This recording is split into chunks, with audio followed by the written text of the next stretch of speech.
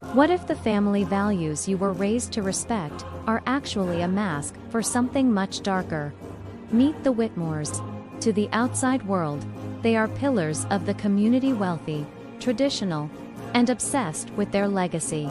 My father, the gatekeeper, always said his job was to protect the family's pristine reputation from outside influences. He called it maintaining our heritage.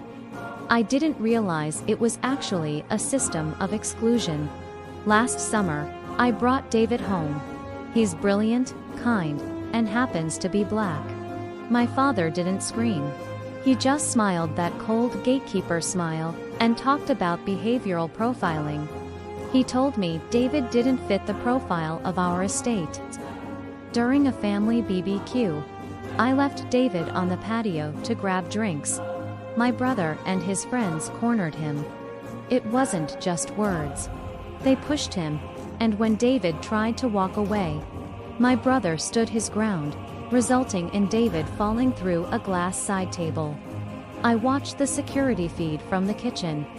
For 360 seconds, David sat on that patio, bleeding from his arm, while my father stood 5 feet away, sipping a scotch. David was looking right at him, begging for a first aid kit. My father didn't move. He didn't want the neighbors to see an ambulance.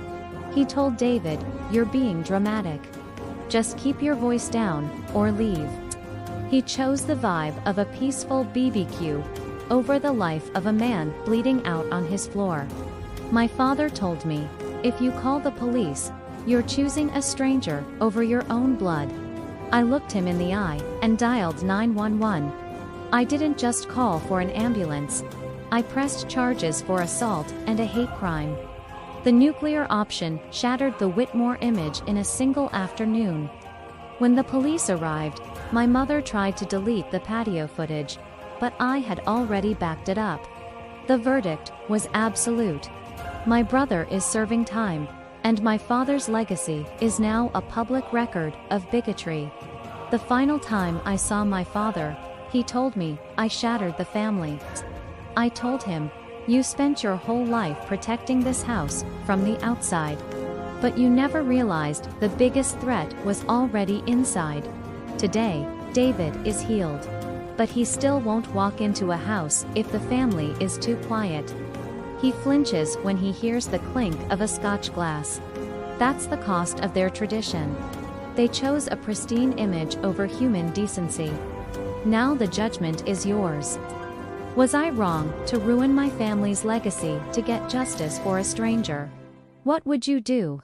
Comment below.